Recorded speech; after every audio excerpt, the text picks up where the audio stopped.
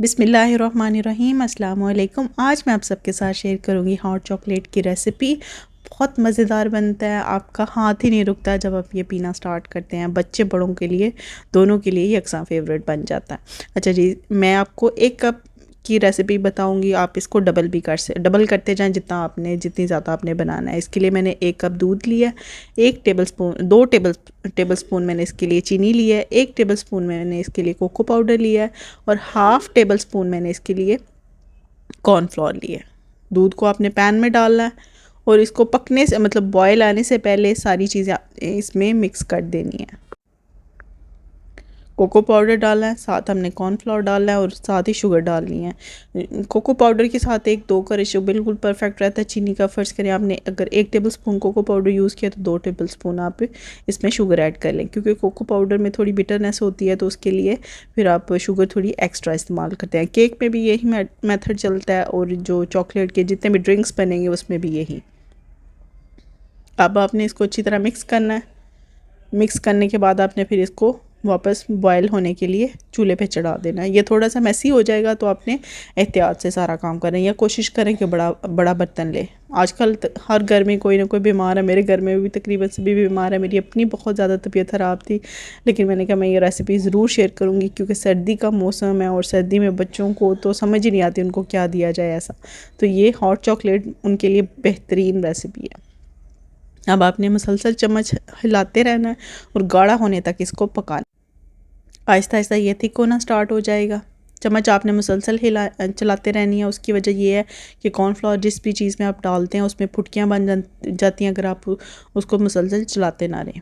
और जब ये थिक हो जाए तो उस वक्त फिर हम इसमें मिल्क चॉकलेट डालेंगे। मिल्क चॉकलेट या कुकिंग चॉकलेट जो भी आपके पास अवेलेबल है, और अगर नहीं भी है तो आप इसको स्किप भी कर सकते हैं, लेकिन इससे यह है कि थोड़ा एक्स्ट्रा टेस्ट आ जाता है।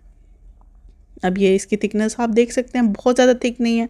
या पाइप के साथ भी पी सकते हैं और इसको आप वैसे भी अगर कप के साथ पीना चाहें तो पी सकते हैं। ज़रूरी नहीं है कि आपने इसको बहुत ज़्यादा थिक रखना है। अच्छा, ये मिल्क चॉकलेट है या आम चॉकलेट कोई सी भी बाज़ार से आप ले लें।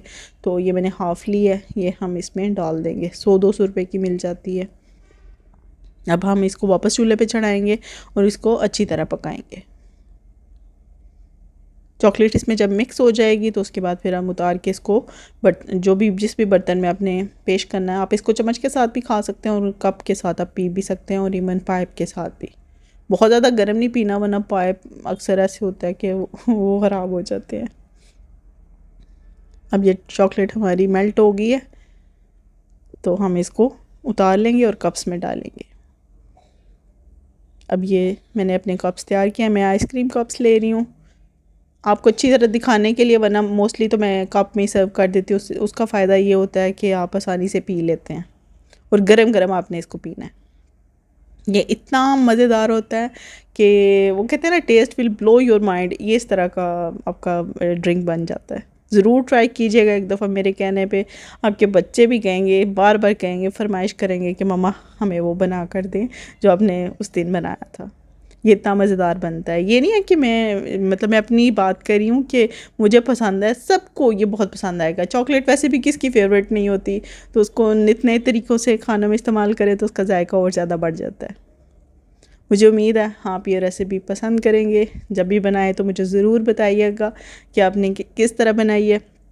मेरी तबीयत कुछ इतनी ठीक नहीं है तो आप सब दुआ कीजिएगा, मैं आप सब के लिए दुआ करूँगी। अपना बहुत सारा ख्याल रखें। अल्लाह हाफ़िज़।